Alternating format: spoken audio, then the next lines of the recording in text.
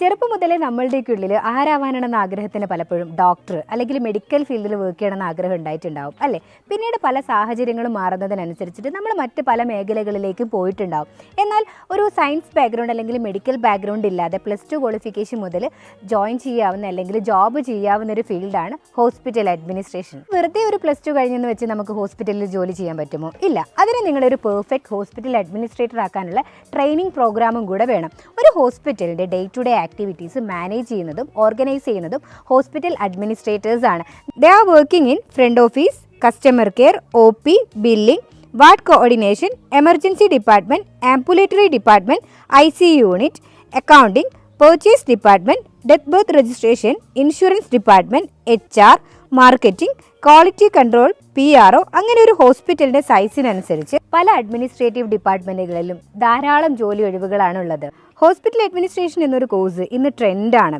കാരണം ഒരുപാട് അഡ്മിൻസിന് ഇന്ന് ഹോസ്പിറ്റലുകളിൽ ആവശ്യമുണ്ട്.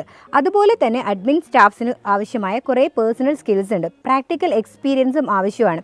വൺസ് നിങ്ങൾ ഞങ്ങളുടെ കോഴ്സിൽ ജോയിൻ ചെയ്യുന്നതോടുകൂടി ഒരു ഫ്രഷർ ആണെങ്കിൽ, പ്രത്യേകിച്ച് ഇതൊരു കോഴ്സ് എന്നതിനപ്പുറത്തേക്ക് ഇതൊരു ജോബ് ട്രെയിനിങ് പ്രോഗ്രാം കൂടെ ആയിരിക്കും.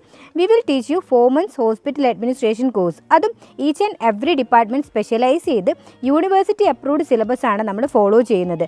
Then we are giving you a free personality development training. ഇതിലൂടെ നിങ്ങളൊരു ജോലിക്ക് ഏറ്റവും അക്യുറേറ്റ് ആയിട്ടുള്ളൊരു ബയോഡാറ്റ എങ്ങനെ പ്രിപ്പയർ ചെയ്യുക എന്നുള്ളത് പഠിക്കും. നല്ല മാനറിസം, കോൺഫിഡൻസ്, ആറ്റിറ്റ്യൂഡ് ഇതൊക്കെ നിങ്ങൾക്ക് ബിൽഡ് ചെയ്തെടുക്കുന്നതായിരിക്കും. ആൻഡ് അതുകൂടാതെ നിങ്ങൾക്കൊരു ഇൻ്റർവ്യൂ ട്രെയിനിങ് പ്രോഗ്രാം തരുന്നുണ്ട്. ആ ഇൻ്റർവ്യൂ ട്രെയിനിങ് പ്രോഗ്രാമിലൂടെ എങ്ങനെ ഒരു ഇൻ്റർവ്യൂവറിന് വളരെ കോൺഫിഡൻ്റ് ആയിട്ട് അറ്റൻഡ് ചെയ്യുക എന്നുള്ളത് നിങ്ങൾ പഠിക്കുന്നുണ്ട്. And we are giving you spoken English course. And നിങ്ങളുടെ കമ്പ്യൂട്ടർ സ്കിൽസ് ഇംപ്രൂവ് ചെയ്യുന്നതിനായിട്ട് ബേസിക് കമ്പ്യൂട്ടർ ഫണ്ടമെൻ്റൽസ് കോഴ്സും നമ്മൾ പ്രൊവൈഡ് ചെയ്യുന്നുണ്ട്. അതുകൊണ്ട് തന്നെ ഞങ്ങളുടെ സ്റ്റുഡൻസ് എല്ലാം ഒരു കോഴ്സ് കംപ്ലീറ്റ് ചെയ്ത് കഴിഞ്ഞിട്ട് ഇൻ്റർവ്യൂവിന് പോകുന്ന സമയത്ത് അവരവിടെ സെലക്റ്റഡ് ആവാനുള്ള ചാൻസസും ഏറ്റവും കൂടുതലാണ്.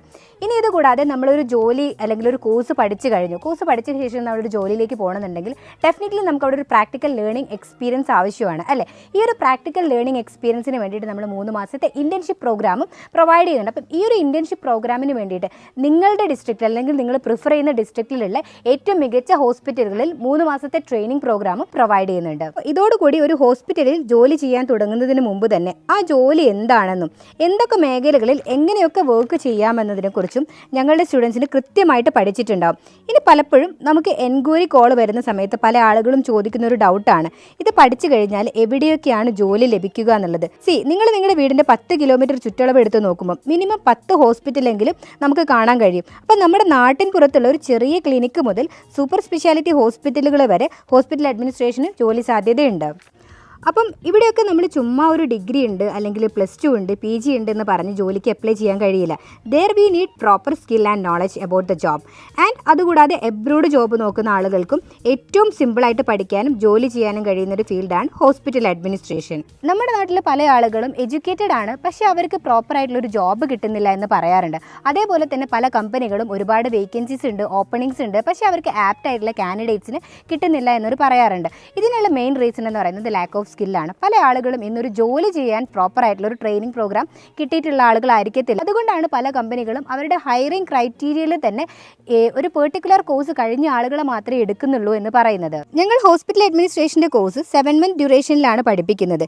ഇതിൽ ആദ്യത്തെ 4 മാസം കോഴ്സായിട്ടും പിന്നീട് 3 മാസം ഹോസ്പിറ്റലുകളിൽ നേരിട്ട് ട്രെയിനിങ് അല്ലെങ്കിൽ ഇൻറ്റേൺഷിപ്പ് പ്രോഗ്രാം ആയിട്ടാണ് കുട്ടികളെ ട്രെയിൻ ചെയ്യിപ്പിക്കുന്നത്. അതുകൊണ്ട് തന്നെ ഞങ്ങളുടെ സ്റ്റുഡൻസ് എല്ലാം കേരളത്തിനകത്തും പുറത്തും വളരെ റെപ്യൂട്ടഡ് ആയിട്ടുള്ള ഹോസ്പിറ്റലുകളിലാണ് ജോലി ചെയ്തുകൊണ്ടിരിക്കുന്നത്. കോഴ്സിനെ കുറിച്ച് കൂടുതൽ ഡീറ്റെയിൽസ് അറിയാനും അഡ്മിഷന് വേണ്ടി താഴെ കാണുന്ന നമ്പറിൽ കോൺടാക്റ്റ് ചെയ്യാവുന്നതാണ്. Have A nice career.